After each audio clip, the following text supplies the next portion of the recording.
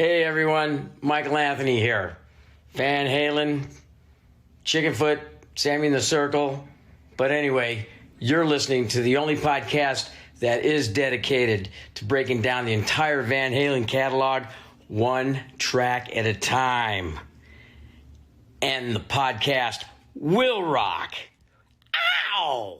Hello, baby!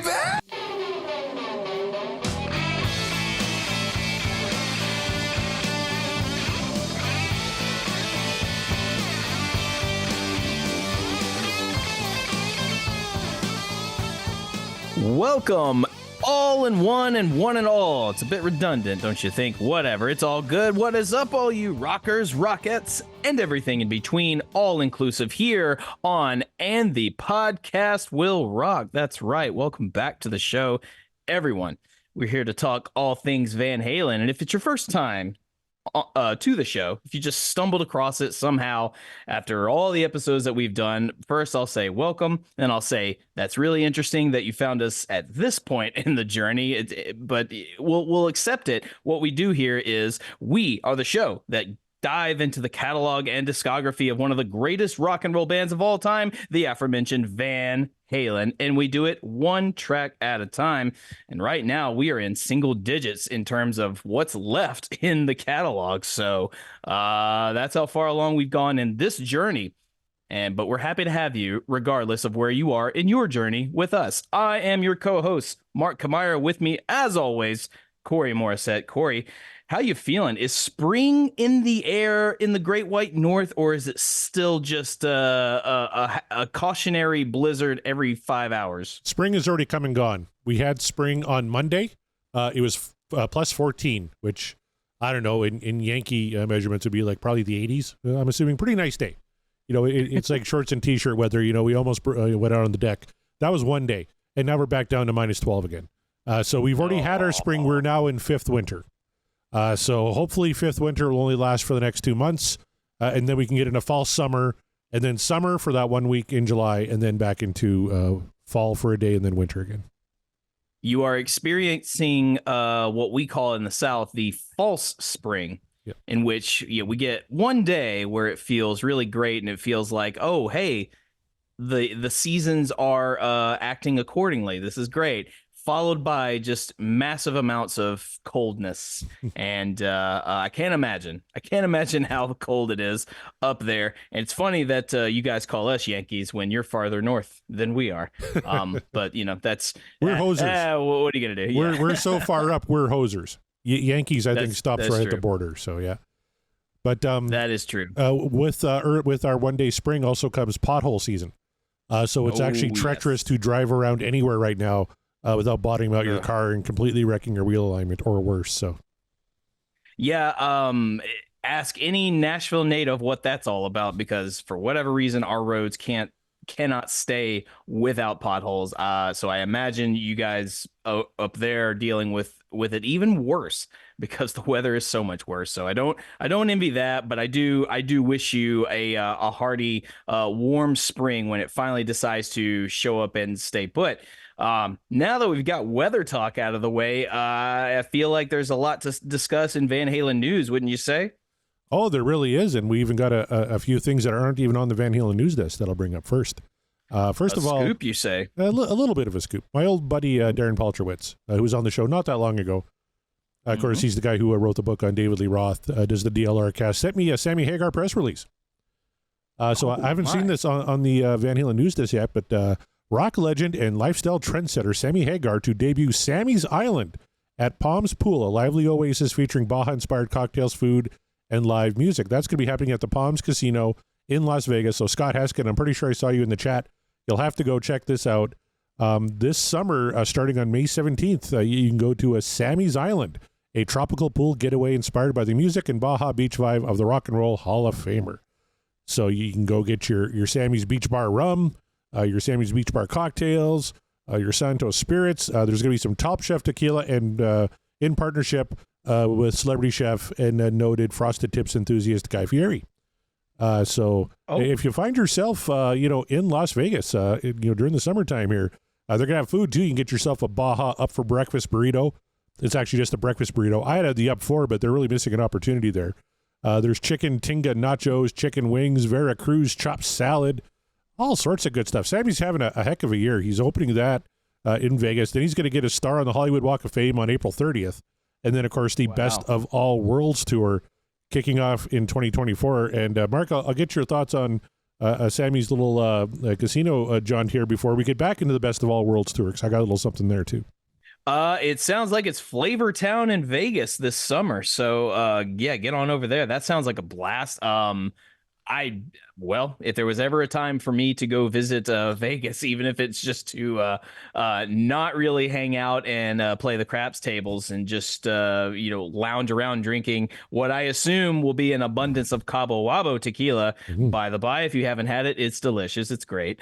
So that sounds like a great time. Haskin, if you're going, you're going to have to be there in the spirit for all of us, because you'll probably get there before we do. But that does sound like a fun time, man. I'm going to have a conversation with the fiance about this. You have a wedding coming up, right? You know that's next year. Yeah, next year. We do. Oh, because they do marriages in Las Vegas on the quick. So if you guys just want to forget all of that wedding planning, I know how stressful that can be. Just head down to Vegas, get married by a David Lee Roth impersonator, and oh god, no, not with Christy. She's a Sammy guy. She has been she's on record saying she is much more of a Sammy person. So if anything, we'll have to maybe we'll run into the Red Rocker and we'll coerce him. You're like, look, man, I do a Van Halen podcast. The Bogus Otis boys, like they've been on the show. We're friends. It's all good. It's all family. What do you say, Sammy? You wanna marry me and my fiance? You want to marry us? We'll toast some Cabo Wabo and have a great time. I think it's a foolproof plan. I think we could do this. Oh, easily. Yeah. So here's hoping that happens for you. But are you and Christy still looking at checking out the Best of All Worlds tour when it comes to your neck of the woods? We are. Sidebar to that, I am sad to report I missed the Extreme show. Oh no, that happened in Nashville. Well, there was just circumstances out of my control, and things happened. I did hear that Extreme just tore the place apart. So good on Extreme. I really hope if any of you people out there that listen to the show were in the Nashville area for that show and you attended, I hope you wore your Apologies to Gary shirt. I really do, because that would make me so happy. Unfortunately, I couldn't do it. But but I'm not losing hope yet. I think there's still hope that he could be made aware of the Apologies to Gary shirts and want to get to the bottom of it. But yes, the plan is we are going to go see the Best of All Worlds. I think the last tweet I saw was either from Gary or the Extreme account said, see you on the road soon. So maybe they're going to add some more legs to this current tour they're on. They still got fall 2024 and they got 2025. I'm still holding out hope somehow for a Canadian tour, which usually means they'll do a North American tour, which usually means Vancouver and Toronto, and nowhere near where I live. But I would certainly go and wear my Gary shirt. Apologies to Gary shirt if they ever come anywhere near Saskatchewan. I'm going to drag Kevin Brown with me. But I brought up the Best of All Worlds tour because Sammy posted one of those, on the interweb. All the kids today they do like those reels. I think they're called on like the InstaFace or the Facegram or something. They're called TikToks, but Instagram turned them into reels. But it's TikTok. Okay. That's what it is. Well, Sammy Hagar did one of those things, and he was kind of panning around a whole bunch of papers, and it was like rough set lists for the Best of All Worlds tour. So I actually took a screenshot of one. It's the Best of All Worlds rough set list, and I thought I'd run down the set list for you here. This is kind of what they're thinking, at least as of today, for a set list. So I wanted to get your opinions on it here. Okay, so we start off with Good Enough, and then head right into Pound Cake, Panama, and One Way to Rock. That's the first 4 tracks. What are you thinking? Pretty good start to a show, I'd say. That's a hell of a start. Absolutely. And then actually, no. It's good enough. Oh, I see what you did there. Yeah. Yeah. All right, songs 5 through 9, we have a Top of the World and then Run Around. So a nice little 4 unlawful 1-2 punch. And then 5150, you got to do 5150. Then Ain't Talk About Love, and then Heavy Metal. So we're getting one Dave track in the first 4, one Dave track in the second 5, and then Heavy Metal tacked on there too. So Hell yes. And if you know, then you know, because that's look, my introduction to that song was from the movie. So it's got a soft place in my heart, both the movie and the song. That is great. I would be really upset if he didn't bust out that song for this tour. So it's good to know. At least some people got to hear it. I don't know if this particular set, maybe some of the songs are interchangeable. I don't know. I don't know if he's going to do that when he comes around my neck of the woods, but here's hoping. I'm guaranteed there's going to be some swing songs in there. So hopefully heavy metal makes the cut for you. The next four, we have Mas Tequila, Finish What You Started, Your Love Is Driving Me Crazy, and Best of Both Worlds. Hell yeah. Looking good so far. Then we got Satch Time. That's a really good set so far. Yeah. Yeah, and then right into Satch Time, which it even says on the set list, Satch Time. And then we have a Satch Boogie and Summer Song, our songs 14 and 15. Mm-hmm. And then we get into Eagles Fly, which I'm assuming is acoustic.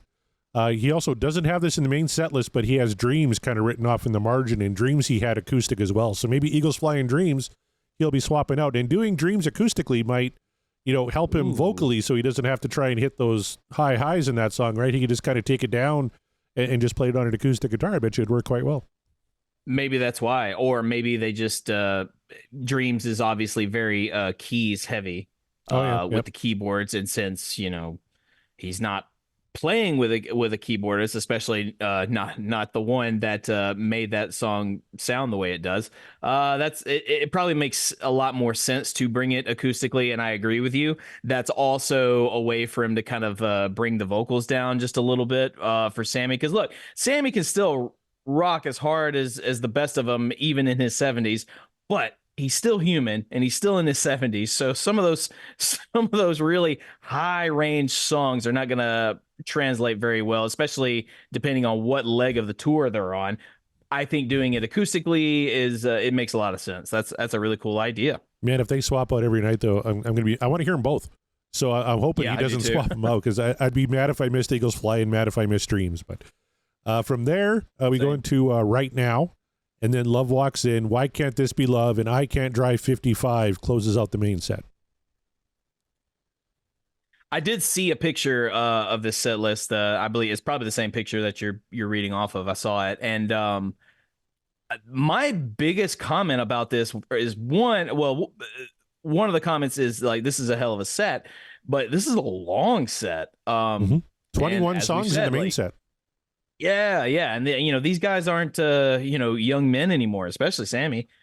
So it's really impressive. That was the word that came to mind when I saw that, was that this is an impressive set, considering what the songs are, what is how they are arranged, some of them in particular, and just how many and just how long this set is going to be. So this is going to be a long show for those of you who haven't seen it yet, and I'm here for it. I really hope everyone, all the guys involved, have the keep the stamina, keep it up as far as the touring goes. I'm excited. I'm excited to see it. And we still have the encore here.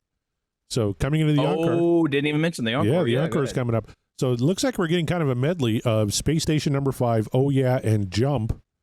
And then we're going to finish off with Father Time, and When It's Love is going to close the set. And then Up for Breakfast, I'm sure, will be the secret 27th song of the set list. But that's kind of what he had on the rough set list. And then when you kind of look at, he had another one here. We had songs that didn't make that rough set list. Stuff like, what do we have here? Your Love Is Driving Me Crazy. That was in There's Only One Way to Rock, Rock Candy, Three Lock Box, Bad Motor Scooter, which is the Montrose song. So he is kind of fooling with a few. The one thing, if you're a real David Lee Roth fan, not a ton of Dave songs, only 3 Dave songs in the rough set list. So I think myself, and I'm sure a few people were hoping that maybe Mikey would take over for like a 4 or 5 song section and do Running with the Devil and Ain't Talking About Love, and maybe somebody get me a Doctor, which he's been doing live and absolutely fucking crushing it. I was kind of hoping for that. That's not on this set list. So Sammy, I'm sure you're listening, because of course you should be. Give Mikey the mic for about 5 songs. Let him do like 5 classic era, original 6 albums set list for us. There's also the possibility that Mikey doesn't want to. Like maybe everyone is just really sour on Dave right now, which wouldn't be a huge shock, considering what's been going on lately.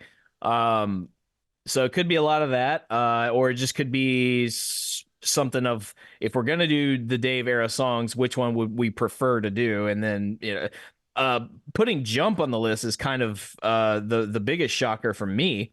Well, and again, it was part of that medley, right? So maybe that's a way to get around it. Like, if we put it at the end of a medley, I only have to do like, maybe the bridge and the chorus. Yeah, that's a good point. And maybe Mikey does those. Maybe that's his moment to shine there.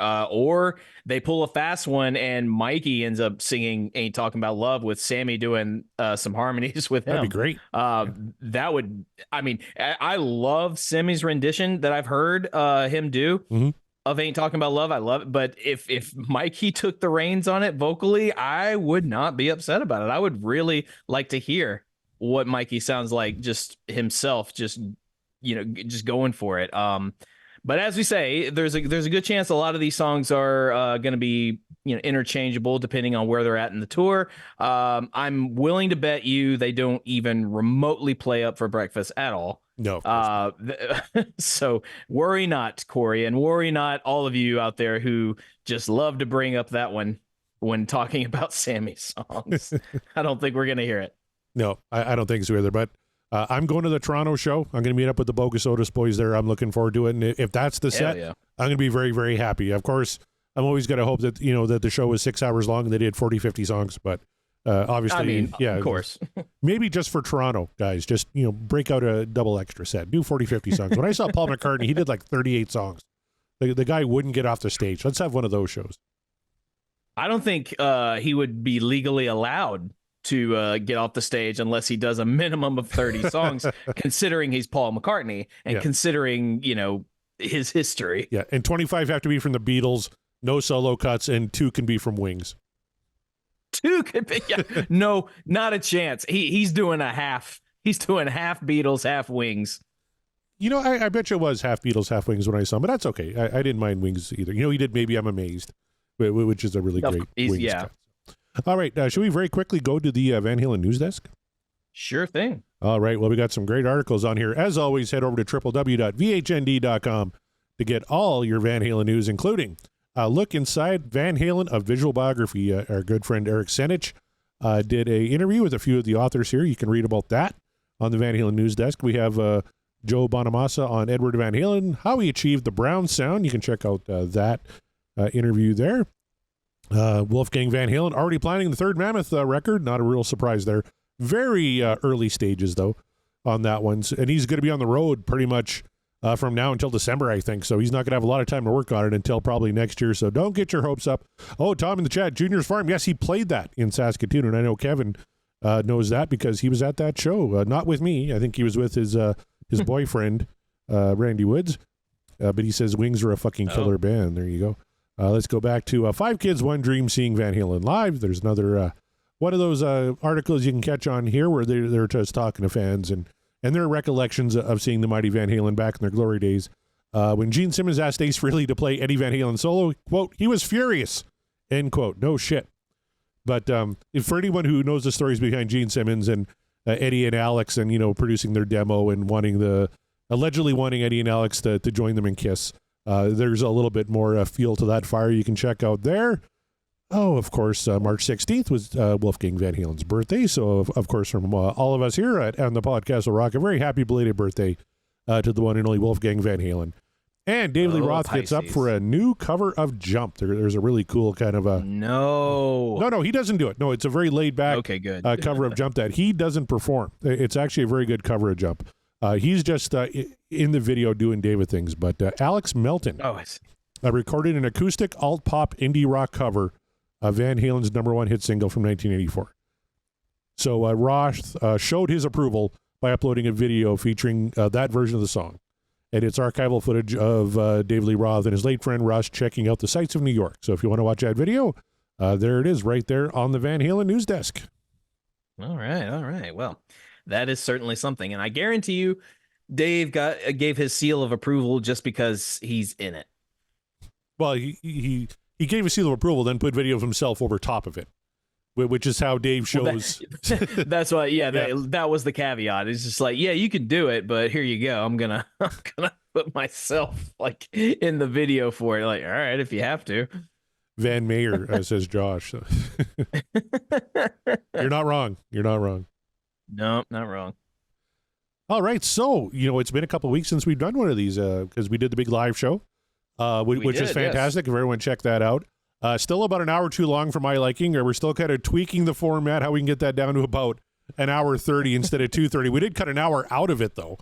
Even, so for guys who are still busting my balls, it's too long. I'm like, we shaved an entire hour out of this one. So still working on it. Maybe we'll make our patrons kind of apply to be on the next show. Why do you think you should be on the fuck show? Because that's the next live show we got coming up. Write a 1,000-word tell us dissertation. in 30 seconds or less. Like if you can do that, then we'll have something for you. Exactly.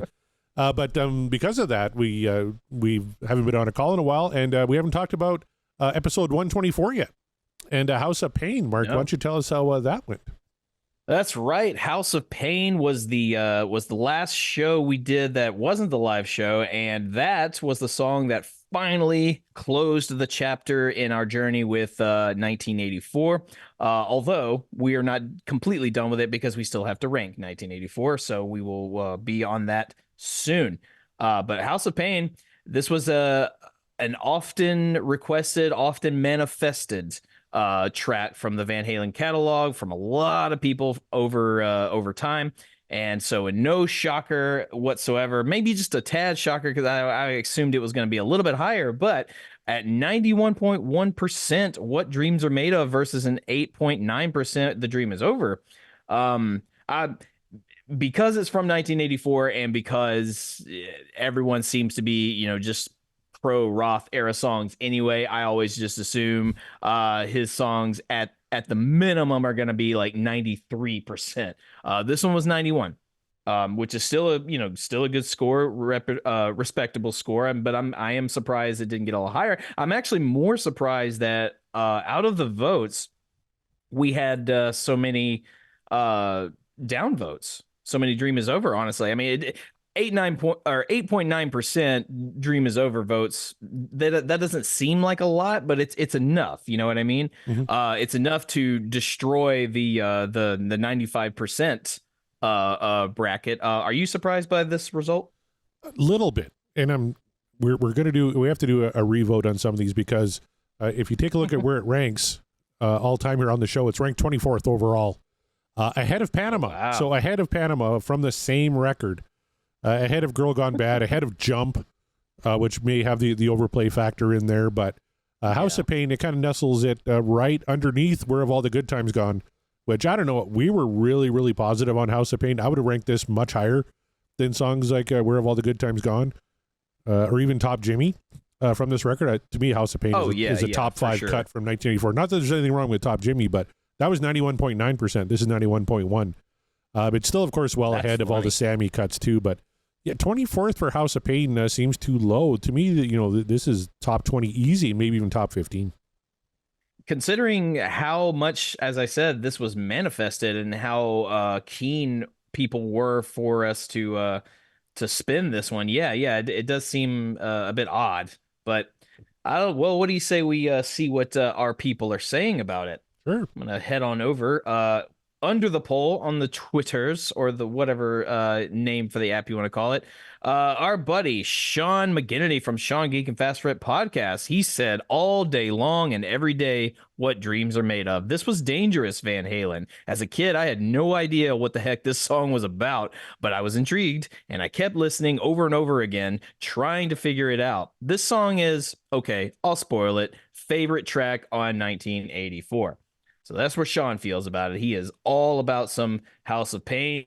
I think Sean himself is one among many that have manifested this one quite a bit, if I'm not mistaken. So there you go. That's how he feels about it. Heath McCoy out there. There's a wild Heath McCoy running about, and he says, although this song goes back to the first demo, I always found it tragically poetic that this was the last song of the classic lineup. It's about a relationship gone dark, tones of violence even. But isn't that the perfect fitting for the state of the band with the David Lee Roth divorce imminent? What Dreams Are Made Of course, that crunchy riffage, the brothers in lockstep, and dark, prophetic, kinky, violent lyrics from Roth. Amazing. He does bring up a good point. It does kind of seem fitting that that's the last track of the classic lineup, and considering the content of it. Yeah. I hadn't really thought about that when we covered the song. I was too engrossed with how it was structured and how we were feeling during our positive listens. So yeah, but good points from Heath, man. That definitely gives you a new perspective when listening to this song now. That's cool. Absolutely. And then if you it used to be the last song of the classic era, including David Lee Roth. Of course, they came back for a different kind of truth.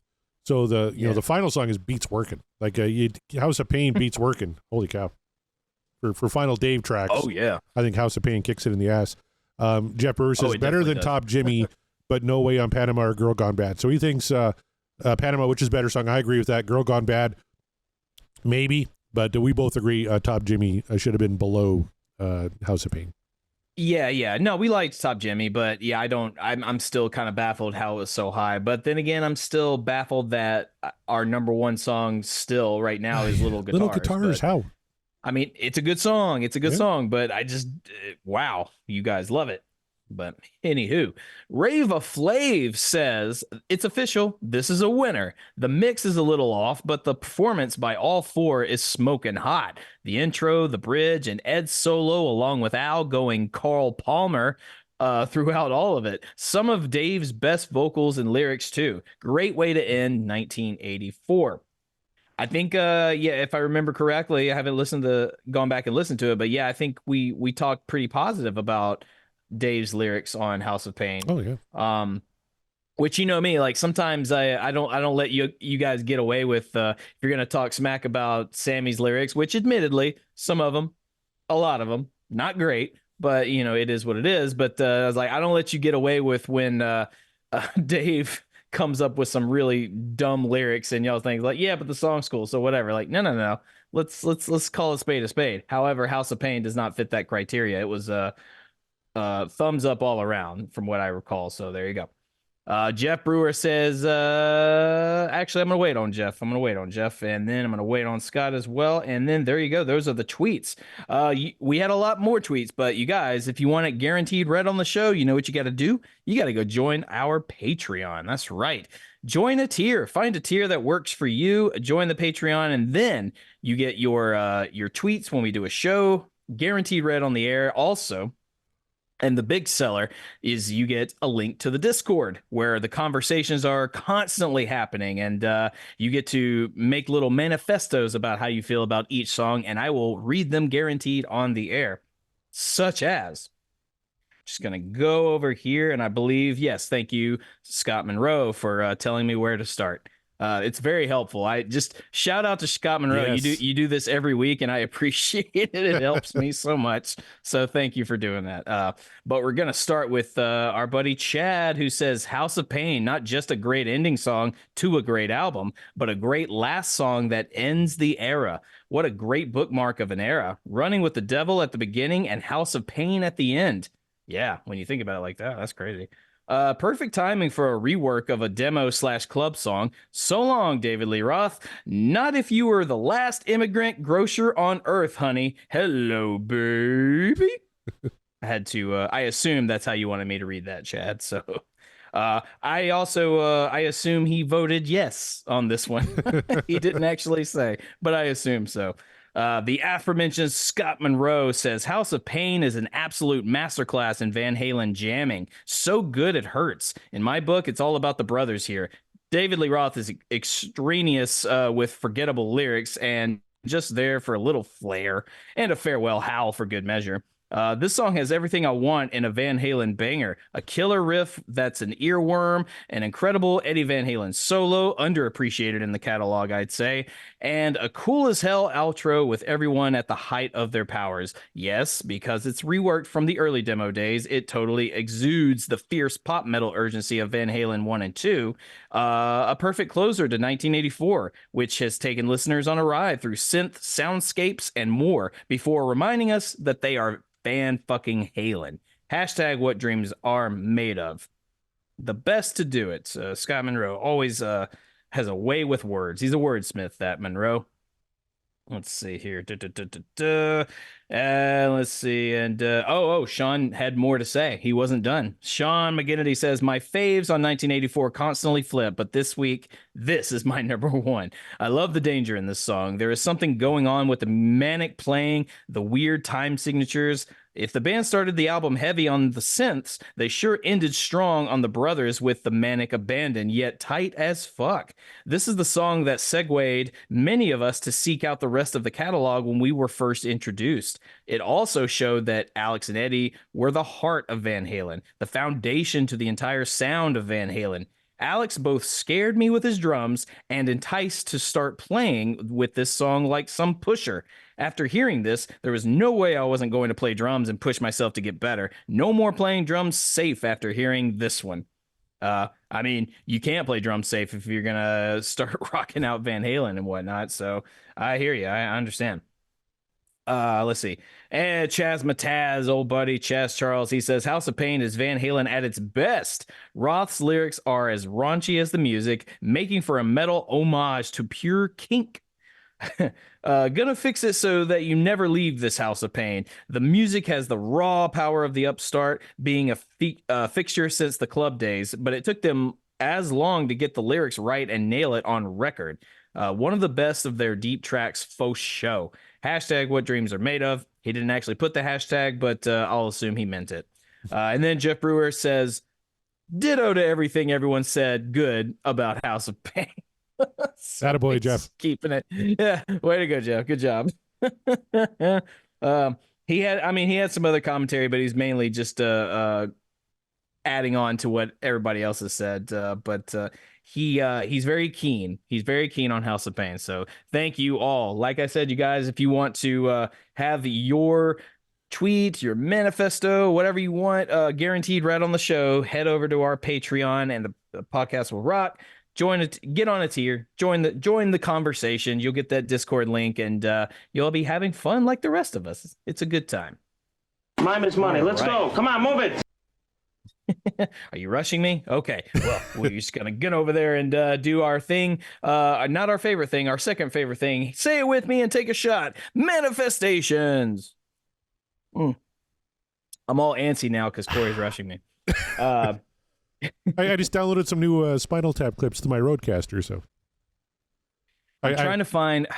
Christy still hasn't seen it. I'm trying to find the perfect time to show her that film because she very much needs to. The perfect time is any time. Like, do it immediately after we're done recording. Say that when you're living with an ADHD person.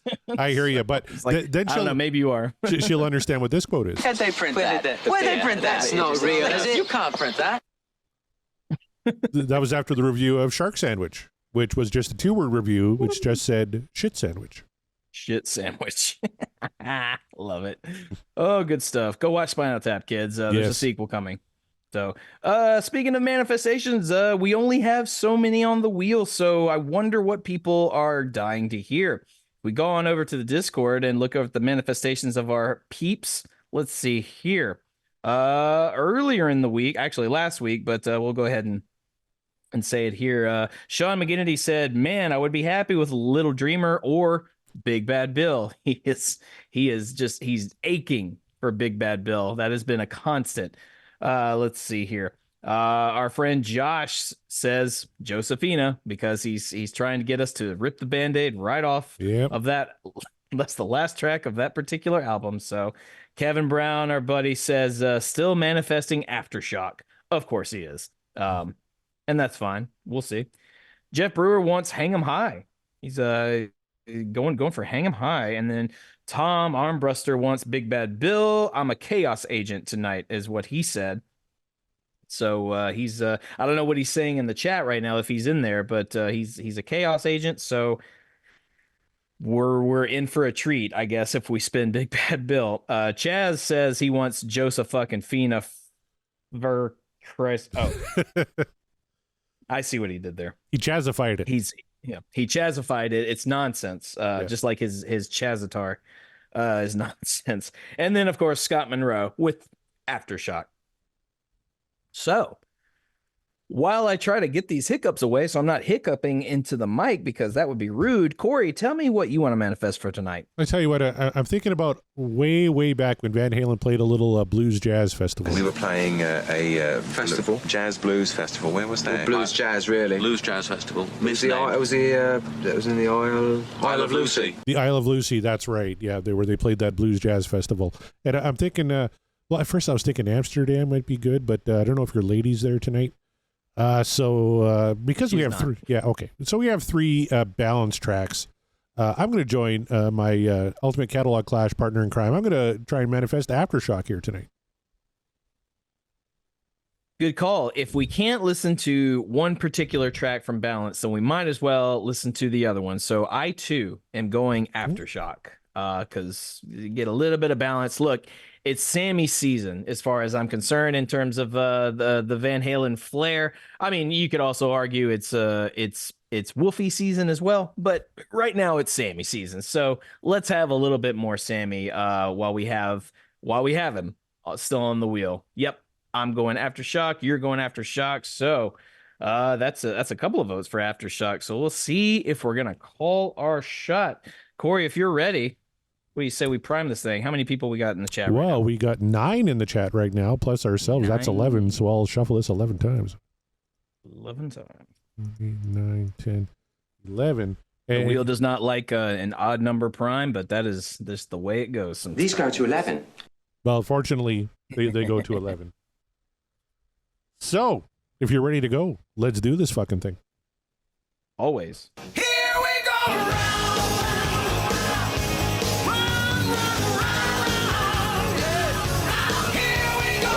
Oh, we're going to finish off. Oh, actually, we're not finishing up. We had 2 left. Little Hang 'em High off a Diver Down. All right. Was that Tom that called his shot?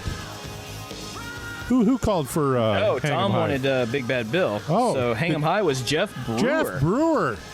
I believe that might be his second. Jeff. I'm not sure, but he joins the Manifest Club. As myself there. Not bad at all. There it is. Yeah, we're going back to everyone's favorite album, Diver Down.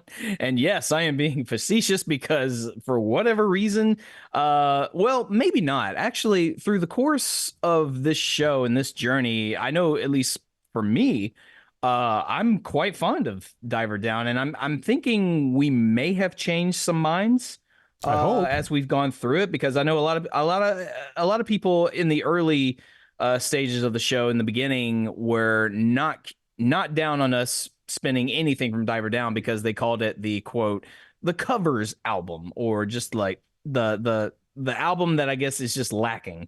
But as I said, more and more every time we spun a track, the more I was really into Diver Down, and I really didn't understand why people were so anti Diver Down. So would you agree with that assessment though? Do you think we've changed some minds? Do you think we've added a different perspective to the album for people that were not so hot on it? I hope so. And I'm kind of looking at my friend Kevin Brown, who I'm hoping is still in the chat, and he can kind of talk to at this point a little bit. But he was a guy who I think was really down on Diver Down originally, but we've covered a lot of these tracks now. We only have 1 left on the wheel from Diver Down. And I'm hoping that, he's coming around on it. Obviously, our current champion is from this record, Little Guitars. I'm just kind of take a look at how the rest of the record is doing in our polls here real quick.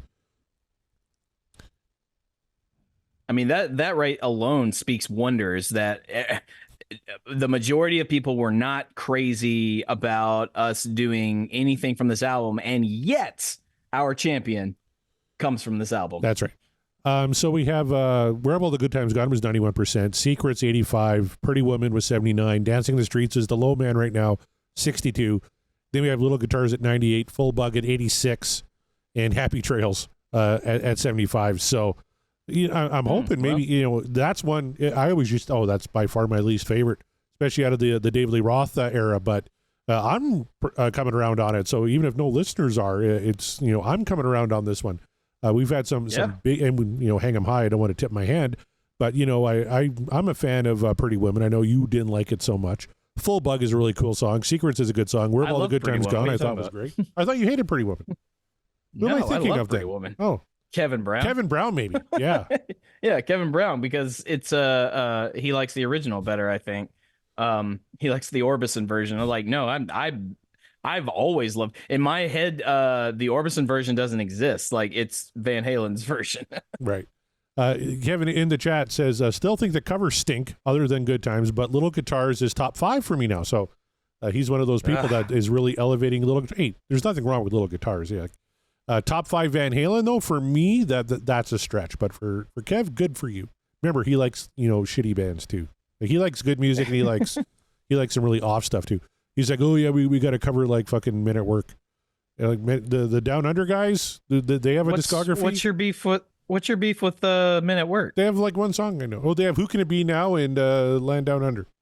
Is there more to them than that? Like, well, considering Men at Work is essentially just Colin Hay, it's his band, and then you hear him go solo, and he's got like just an extensive catalog. I would, if you're not so hot on Men at Work, I would invite you to check out more of just Colin Hay's work. Okay. And yes, you will get his solo renditions of some Men at Work songs, but also just the stuff that he's done by himself. Yeah, man, it's Overkill tugs at my heartstrings like all the time. The song Overkill. So give it another try, Corey. I encourage you. I will do it just for you.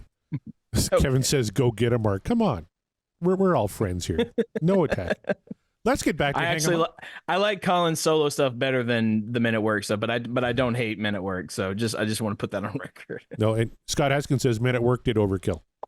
Did you say that was a Colin Hay solo song, or did okay? Well, Men at Work did it, but then Colin did a solo acoustic version of it. It was actually famously played on an episode of Scrubs that really kind of gained some new traction. So I think the solo version is way better than the Men at Work version. Scott Haskins is going to keep bringing up my affinity for a band, Thunder, and I'm going to start talking about shit that he likes that nobody else does, because there's a ton. Debbie Gibson lover. But anyways, maybe you like Debbie Gibson? I liked her. What's going on, Corey? I liked her Playboy pictorial musically. Okay. It's pretty generic and vanilla. I mean, I say that like I'm the greatest Debbie Gibson fan. I'm not. I'm just busting your shit. I think it's fucking stock. Which part of that is unclear to you? Yeah. Now, if you had said Debbie Harry, we'd have had a problem. But yes, we would have. I would never do that to legendary Debbie Harry. Why don't we talk about Hang 'em High, though? This is the second track off of Diver Down. It came from the 1977 demo, where it was called Last Night, but they completely reworked the lyrics, and it's a tongue-in-cheek kind of jab at Clint Eastwood. Oh. Well, I mean, that's always fun to take jabs at Clint Eastwood. Why not, eh? Yeah, why not? Should we actually play the damn thing? Well, we should. We should absolutely do that. Why not? Let's go all the way back to Diver Down. This is the second track off that record. This little ditty called Hang 'em High.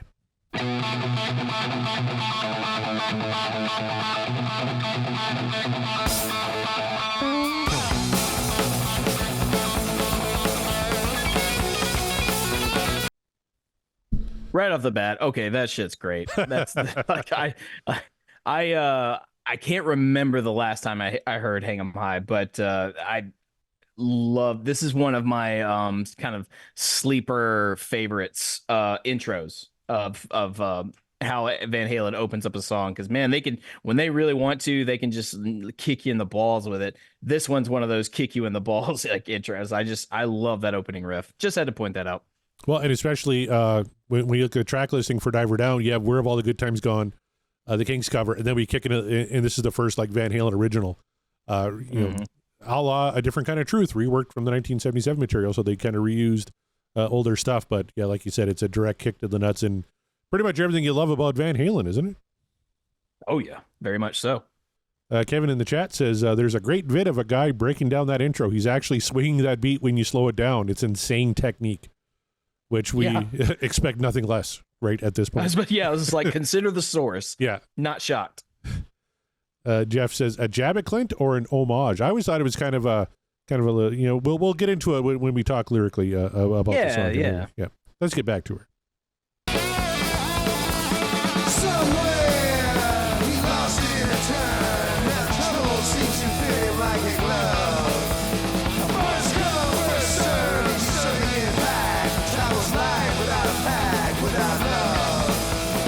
So what do you think of Dave's delivery there? He's not really singing it. It's kind of a spoken word section. And again, kind of following that Western motif. Somewhere he lost it in a turn. Now trouble seems to fit him like a glove. First come, first served. He's serving it back. He travels light without a pack, without love. Cool lyrics. As far as his performance and delivery, I'll say this by telling you what I was thinking.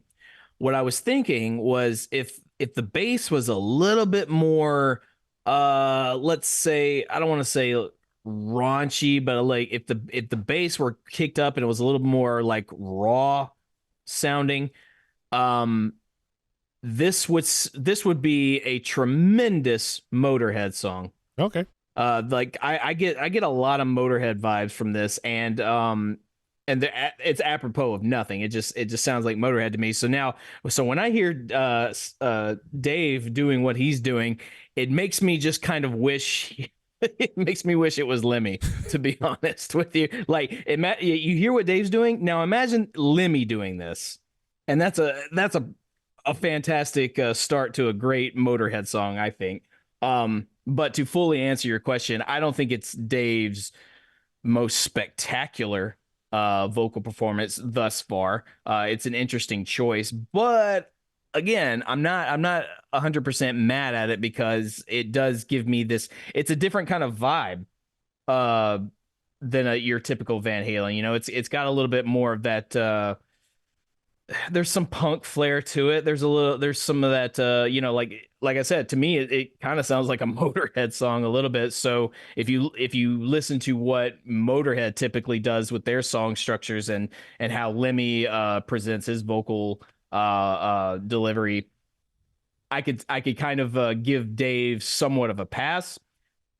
I might take that back as the song goes on, or I might not, but we'll see. But so far, I'm like, it's not great, but I'm not angry about it. How about you? Well, I've heard this song a lot, and I've never ever thought Motorhead, but now all I can see is Lemmy with the big cowboy hat and the mic, tilted down, wailing away on the bass, singing that and sounding so fucking cool. We actually, on the latest edition of the Ultimate Catalog Clash, we're wrapping up Metallica, 90s Metallica, and we're talking about Garage Inc. and S&M. And the topic of Lemmy came up and just how fucking legendary he is. And we're talking about it on Twitter today, actually, about how Lemmy can pretty much do it all. Country music, fucking anything. Lemmy's going to make it sound cooler, right? And I'm with you in that. And, Dave is just kind of, I get what he's kind of going for. He's going to have his moments in this song, and there's one coming up here, I think, that is pretty damn good. But, if Lemmy's doing this, it's 100 times better. Oh yeah, I don't know why. The way the song is structured and just sounds, it gave me a Motorhead feel. So it's hard to get that out of my brain. Oh, I definitely hear it now that you brought it up. Yeah, that totally makes sense. All right, let's keep going.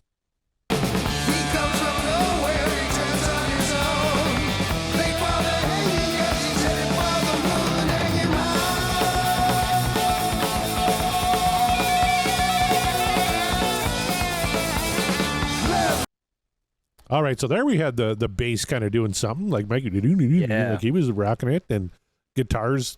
I mean, what can you say at this point? We're 120 some shows in. Eddie Van Halen is the fucking greatest guitar player of all time, and he's showing it again. He really is. And I will say, having said what I've said about like how the song sounds and what I think Dave's doing, at the same time, I don't know what else he could be doing different here that would fit. That's why I'm not mad at what he's doing vocally, because it's like, well, what else is he going to be doing in this particular song? Because he could go into his kind of other Roth-isms that he's known for, but I don't know that it would translate very well with how this particular song is structured and the way the music is being performed. So I'm like, that's why I say I'm not mad at what he's doing. Like it's interesting and different and kind of odd, but I'm not mad at it. I will say I love that elongated high, like on and hang 'em high, and he's just like holding out that note on high. It's really good. That's really good stuff. That whole second half of the verse I thought was great, and then onto the hang 'em high sounds fantastic. I found a quote here from David Lee Roth about the lyrics of this song. And he says, "Quote: It's like all those westerns where there's some kind of dissonant sound in the background. Like they'll have one harmonica that hits only one note, and that's when you know the hero's coming to town or something terrible is going to happen. And what happens is Edward will come up with a song or a riff, and then immediately I'll hear it, and I'll know right away what the scenario is." So, I mean, I get that. I completely get that. He's not wrong either about the old Western little tropes in music. That's funny, hilarious. But yeah, no, I totally get what he means when he says like Eddie will come in with a song or he'll come in with a particular sound and I'll know exactly where it needs to go. Yeah, I mean, Eddie was inspiring. Eddie was inspiring Dave. He was probably inspiring everybody because how could you not? He inspires people to this day, and he's sadly no longer with us. So yeah, Eddie inspiring you to come up with something awesome musically because of what he's already come up with. Yeah, not a shock. it's cool. You heard this music and thought Motorhead. David Lee Roth heard this lyric and thought spaghetti western. Spaghetti Western, is cool. Clint Eastwood. Yeah. Yeah. Hey, and that is why music is subjective. That's right. One thing we didn't really talk about, I think these lyrics are really, really good. Are you a fan of Westerns? I am. I watched all the spaghetti Westerns back in the day, but even newer Westerns like 310 to Yuba, I thought was a great one from not that long ago. The Coen Brothers' True Grit, I thought was really good. You like Westerns? I didn't. I liked only a few select ones, like Unforgiven was pretty classic, and Tombstone I think is still for all its cheesiness and for all the behind the scenes drama, Tombstone is still great. I'm with you though. A lot of modern Westerns made in the last like 20 years or so have been great. That 310 to Yuma remake is awesome. I like True Grit. There was another one with Bale called Hostiles, which was tremendously good, but it's a difficult watch because of the subject matter. But Westerns are making kind of a big resurgence, and they're doing really well. And I'm surprised how much I'm a fan of so many of them because I didn't used to be.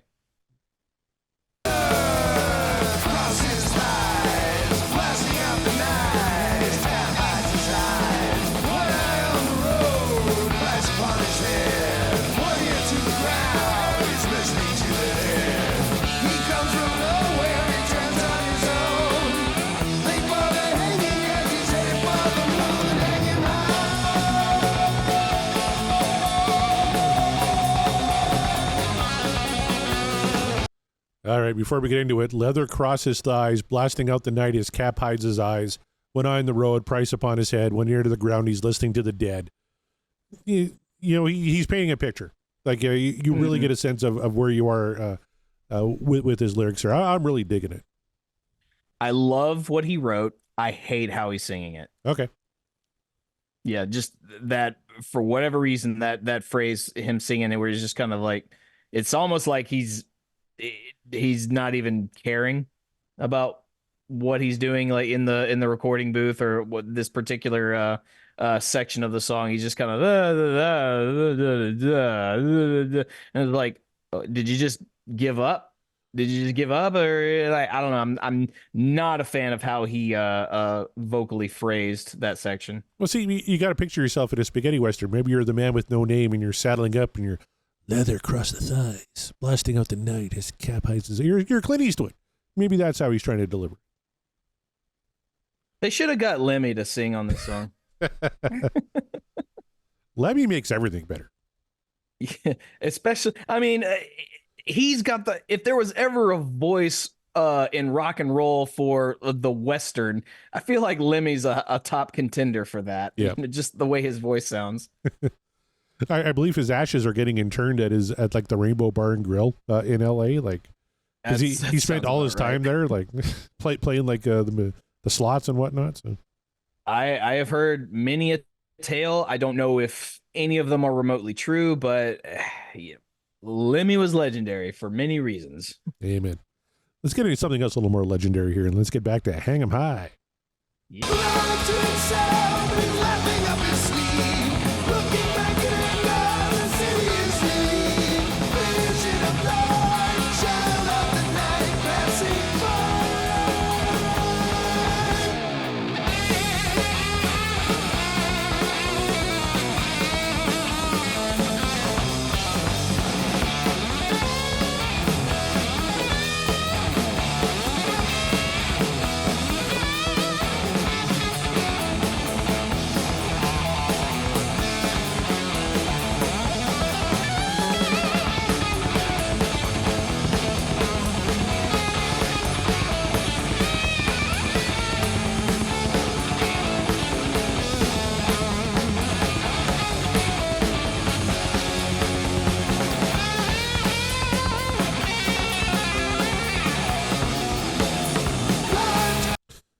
Okay, if the song was just that, it would still be one of the best things I heard, especially on Diver Down. But I'm just going to say what everybody's thinking at this point. Michael Anthony was killing it on the bass. Yeah, this is the part where it ceased to be a Motorhead sounding song. Like this turned into Eddie Van Halen, or actually just Van Halen at their best. Man, holy God, this section is just fire. Like it's just nonstop fire. Yes, I'm right there with you. Like Mike, we love Michael Anthony here on the show. We love boosting him up and talking about the awesome stuff he does, even when it's very subtle. He's doing great stuff. This right here is not so subtle. This here is just him letting loose, which we only get to hear so often. And when he does, it's spectacular. But the thing is, I'm not sure who's the true star of this section, whether it's Eddie or it's Alex, because Alex is losing his mind back there too. And he's just like, let's see if you guys can keep up with this. And of course, you know, Eddie's going to make that challenge, and he's going to accept it, and he's going to meet it. And so I don't know, Corey, who's the MVP of this particular section? Is it Eddie? Is it Alex? Or is it Mikey? I think it's a 3-way tie for first, because I'm listening to Mikey on the bass, like, oh, he's going up the neck. He's going doing some cool stuff. And you got Alex. He does like a little slip time thing, just doing a little off time thing that really kind of works. And then Eddie is just fucking killing it, right? Like up and down the fretboard. Yeah. I found a quote from Eddie here about this solo. He says, quote, "The solo was just loose, fun craziness. I play it better every night than I did on the record, but who cares? It has feeling." Actually, that was a really old song, but yeah, maybe it becomes a really old song that they just went out there and jammed that section and just, like you said, just kind of loose, fun craziness. And, you know, if you're in like a backyard party with Van Halen back in the day and they're doing like a cover of something they played 100 times, that's how they're playing it. And that's what I really miss. And that's why I'm really hoping Greg Aronoff gets his movie deal for Van Halen Rising, so we can at least see actors try and replicate that on screen. But I wasn't around California back in the 70s, unfortunately, but that's just fucking killer. That's everything you love about Van Halen right there. Chaz plays this solo. He says, quote, "I love playing that part of the solo over and over, up and down the fretboard. I can imagine for a guitar player, that'd be a hell of a lot of fun." The challenge for sure. I'm not even going to try to attempt it. So like Godspeed to the rest of y'all. This whole thing is just get the fire extinguisher, set off the sprinklers, because it's all burning down, man. It's just fireballs nonstop. That's right. All right, let's keep rocking.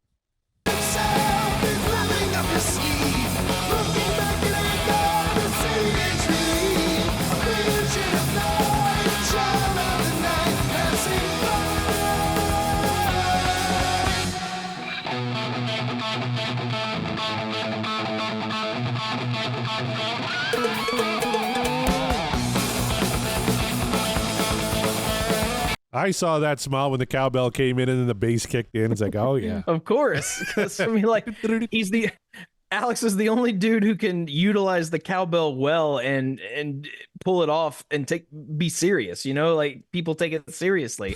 Maybe Neil Peart, but I'm gonna say Alex probably wins it on that one, just because he uses it a lot. We have discussed many a song where the cowbell has been a feature in Alex's playing, and you know, it's always fun to make fun of the cowbell and everything like that, but we don't make fun of it when Alex Van Halen plays it, because like he's just it's an extra flavor to the meal of drum performance that he's giving you, and it's just it's delicious. I'm going to put Chaz on the spot here because, of course, he hosts Rush Rash. How many cowbells do you think Neil Peart had on his kit, Chaz? Especially on that final tour when it was like literally 200 pieces. Like it was just insane, his kit. How many cowbells do you think were on there? There's probably a number of how many, and then there's another number of like, yeah, but how many did he actually use? Like, which one did he actually play? Yeah, did he actually ever hit that one? It might be different. Mm-hmm. Al owns the cowbell, is what Chaz says. All right, let's keep going here.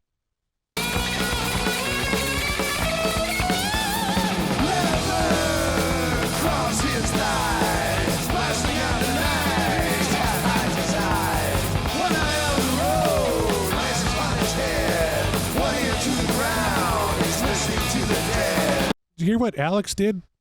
Just because we have the kind of the reprise of that verse there on the blasting out the night. His cap hides his head, like, or cap hides his eyes. What Alex was doing there, like, oh, that's fucking brilliant. And because I'm coming off listening to Lars Ulrich, he doesn't do that, or he definitely doesn't do that as well as Alex Van Halen does, and it's kind of a relief. I'm sitting here listening. Yeah, I'm sure it is a relief. So I challenged Chaz and I said, how many cowbells on Neil's kit? He says, quote, I bet there was one. The My guess was 400 cymbals, and he's probably got it. He probably had at least 2 cowbells, but he maybe touched one of them. Because he went all the way around his kit, right? I'm betting there was 6, and he just had them all the way around. So no matter which way he was pointing, he had a cowbell if we needed it. Guy was a genius. Yeah, it's just like he was just like he's got all of his bases covered. Yeah, but he snares all the way around. Tom's like, just in case if I'm facing this way. Mm-hmm. Oh, Chaz says there were 5. That makes more sense if there were 5. Yeah. Yeah. So yeah. To his credit, though, Neil was pretty good about utilizing at least most of every piece of his kit. That oh my God! There. Yes. Like every. It's all there for purpose, and you know, they like to be silly and have this grand display. Need I remind you of the giant like washer and dryers they would bring on the stage? The chicken rotisserie. The chicken rotisserie, which had a guy in an outfit would come out there and like marinate it and marinate it. Which the first time I saw that, I didn't have context, so I was like, I showed my dad. I was like, "What the hell is Rush doing up there?" And he's the one that told me. He's like, "Oh, this was an inside joke," and I'm like, "Oh, okay." But so but Neil utilized, I would say, 98% of those pieces of his kit. So if there was 5 cowbells, he at least touched one of them. I know our. We have a sports network up here. It's like the Canadian ESPN is called TSN, the Sports Network, real original. But we used to have on the CBC for decades, Hockey Night in Canada had its own theme song. And then CBC ditched it for a new song. So the TSN picked up the rights to the Hockey Night in Canada theme song. And they got Neil Peart to perform it one season. And I bet you he hit every damn drum. Just doing the dun dun dun dun, dun like the Hockey Night in Canada theme song. Oh, it's really, really good. So yeah. Search that up on Google, Neil Peart, Hockey Night in Canada. But will do. All right, let's keep going here. He comes from nowhere, he turns on his own. They follow hanging up, he's heading for the moon, hanging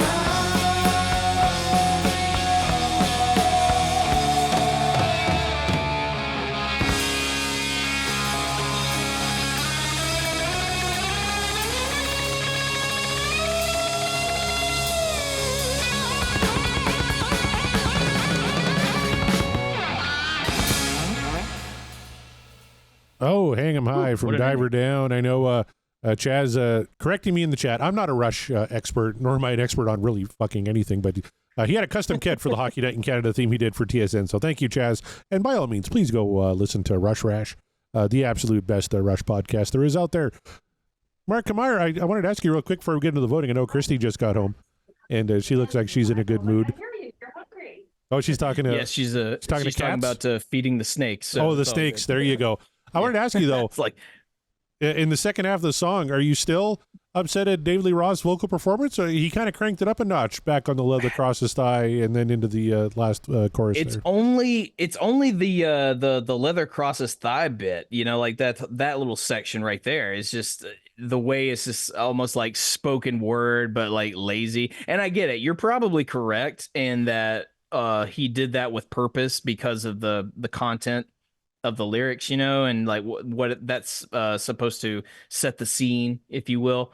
And that's all well and good, but I don't know, just because the music sounds the way it does, and then you're not matching the energy vocally, just kind of like I really wish you would have chosen a different path on this particular section. But everything else works for me. Everything else works. So there's just that little bit. So but Corey, I have to ask you something. I have to ask you the most important question.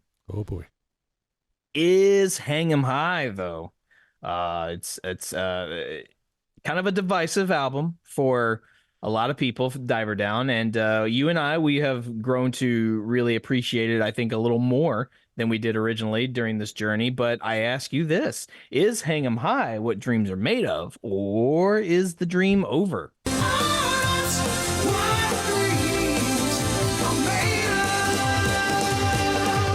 This is an easy one for me, and it may be my favorite song from Diver Down. It's certainly better than all the covers. I haven't listened to Little Guitars in a while. I don't want to say I like it better than that one, but there's really nothing to nitpick on this track. I love everything about it. I thought the lyrics were really cool. I like how Dave performed it, especially on the Hang 'Em High on that big extended note. I thought it was great in that solo section. Like that is by far the best from this record. So if it's not one on my rankings of Diver Down, it's like 1A or 1B. Like it's very, very close. I love Hang 'Em High. Really no picks to knit on this one. This one's fucking fantastic. Mark Amar, though, you weren't really a fan of DLR on this one. I know you liked the solo section, but is that going to be enough to save this one for you? Is this what dreams are made of, or is the dream tragically over?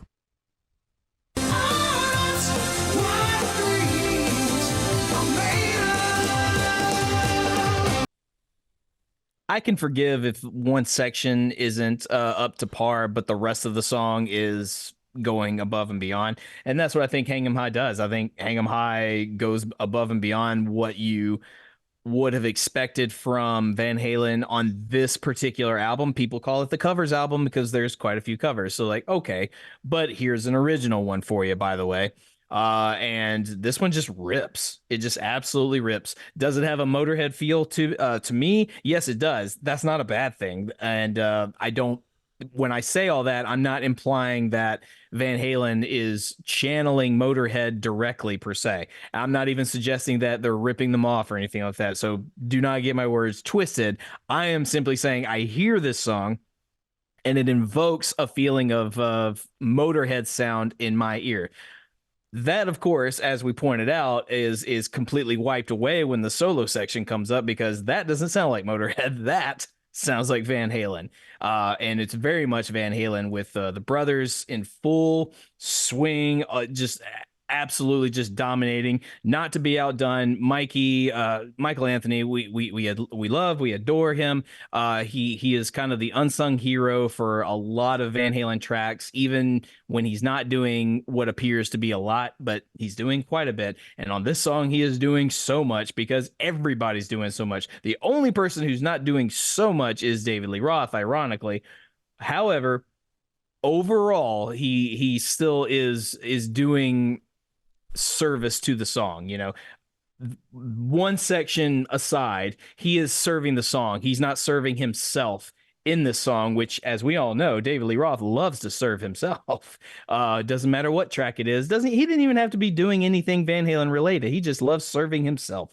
However, this song doesn't feel like a self-service. It feels like we're here to rock, we're here to jam. It sounds like a jam. And if you tell me this is a song that they brought back from their their backyard, their club days, I believe it, because this thing just is full of energy. It sounds like, if you had never heard Van Halen before and this is the song you're introduced to, then this sounds like a song by a band that is hungry and is looking to prove something. And what they're proving is, hey, we are some of the best damn dudes to do it. And if you want to argue, take a listen to this. So that's how I feel about Hang 'Em High. It's a top-notch track in the Van Halen catalog.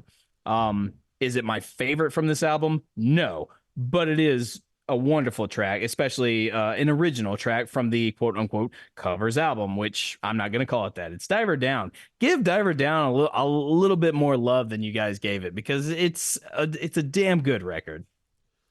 Tom is pointing out the lyric "laughing up his scheme," play Splat and Bone alert. We're getting some conflicting lyrics from what we showed on the screen, which I believe YouTube Music grabs from a Lyrics Freak. I think is where they get theirs from. Yeah, Lyrics Find. Sorry.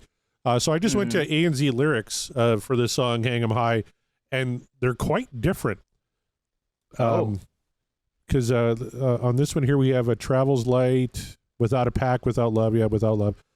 Where is it good? Blasting Out the Night, He's Terrified to Drive is what AZ Lyrics said. Here it says, he comes from nowhere and he turns up his own. Yeah, sorry. His cap hides his eyes is from Lyrics Find. He comes from nowhere, returns to his own. Yeah, he's terrified to drive is the lyric on this one. So is it he's terrified to drive, which would be weird for a cowboy? Or his cap hides his eyes. Cowboys don't drive; they ride, right? I know, right? And then alone to himself, he's laughing up his sleeve. Is on A to Z Lyrics, and here it was laughing up his scheme, which doesn't really make a ton of sense. Laughing up his scheme. That's that's. I'm looking on Google, and Google, their source is Music Match. Okay. So, and what are they saying on Music Match? On Music Match, it's that line in particular is leather across the slides, blasting out the night, his cap hides his eyes. Okay, so that's the same as one eye on the road, price upon his head, one ear to the ground, he's listening to the dead. Yeah. Okay, so the one we had on the on the screen there could be correct, because AZ Lyrics is kind of up their own ass here, and that's where we kept getting fuck ups. That's where Play Splat and Bone was, so we stopped using them, but. I just thought that was interesting. We had another situation where there's some misunderstood lyrics there. Yeah, it happens. It happens. And, Google's not always right. And then a lot of other sources aren't always like 100% correct because, they most of the time they're guessing or they're just they have an in-tune ear to hear it correctly, because a lot of times certain artists don't put out their lyrics on their their album booklets. A lot of them do, or they did for a while, but a lot of them did not. So it was kind of you have to really pay attention and really tune in to what the vocalists are singing and screaming about. So, well, when we're done here tonight, I'm grabbing my vinyl copy of Diver Down, and I'm going to listen to the song again. I'm going to cross-reference. But before we do that, Markimeyer, that can only mean one thing. It's time to play. How many times did Van Halen perform Hang 'Em High? All right, okay. I feel like this one should be easier. It's probably not, but I feel like it should be. Well, you got to think, was this one ever, was it done when they kind of got back together in 2012? Did they do it in 2015? You can pretty much discount, I think, the Sammy era. Did Gary do this one, though? Jeez, I don't know. Don't know. Well, it's not... It wouldn't shock me if they brought this one back for 2015, considering there's not a ton of difficulty vocally, so Dave wouldn't be straining on this particular song. So and this is really a track for the instrumentalists. So with that in mind, I might go a little bit on the small. I'm gonna say they played this thing 80 times. 80 times? Yeah. Well, I tell you what, that's not a bad guess. But Probably 50, isn't it? Actually, I'm just kidding. Just like that. That's all there is. You're 16 off. The correct, 13 off. The correct answer is 93 times Right, don't go away. performed by Van Halen. So Hey, I did it. You did really good. Actually, 1982 is performed 84 times. If you go back to its original name, Last Night, in 76, 77, 78, it was performed another 7 times, and twice on the 2012 tour at the Verizon Center in Washington, D.C., and at the TD Garden in Boston, Massachusetts. So that very last time it was performed, they had it nestled right in between Woman in Love and Beautiful Girls. Oh, wow. Well, Yeah, right near the end of the set. that's a hell of a spot for it. Yeah. You know, give you like kind of a, because Women in Love's kind of a little more of a laid back atmosphere, and then you hit them with that, you hit 'em with Hang 'em High, and then you tone it back a little bit more with Beautiful Girls. That's crazy. Yeah. We should wrap this up. We should indeed. So Hang 'em High, that means and that's, we are not, you said we're not done with Diver Down quite yet. We still got one more. We still got one more. Big Bad Bill. Big, of course. That's the one everybody wants. But Everyone being Sean McGinnity for sure wants that one. Sean McGinnity, and then like Tom, just because chaos, he said. So, but everybody wants some. Hey, I want some too, but not yet. It's not going to happen. You're going to have to just wait. Until then, you're going to have to get down on Hang 'em High. We are very closely done with the entire catalog, you guys. We have one more down, but we're not there yet. We still have several live shows we got to do because we have finished multiple albums. I believe the next one we got to talk about is For Unlawful. For Unlawful, yeah. We're actually planning our big trivia night. It's going to happen the first week of April, so that second week of April, you guys will be able to catch that on YouTube and on the podcast feed. I think we have like 5 people maybe lined up now for trivia night, so hopefully we'll get some more lined up for that. And then a couple weeks after that, we're doing the For Unlawful Carnal Knowledge live show. Hell yeah. And that's as you all know, Corey and I, that is an album near and dear to our hearts, just like Van Halen 2. And just like Van Halen 2, I assume this one's going to be a little bit difficult to rank as well, because the difference is, and I don't know how this is for you, Corey, you don't have to tip your hand, but I know that for me, there's no bad track on Van Halen 2. Right. For Unlawful, I would say there's no bad track, but there are less good tracks on there comparatively speaking. But so for me, it's going to be difficult.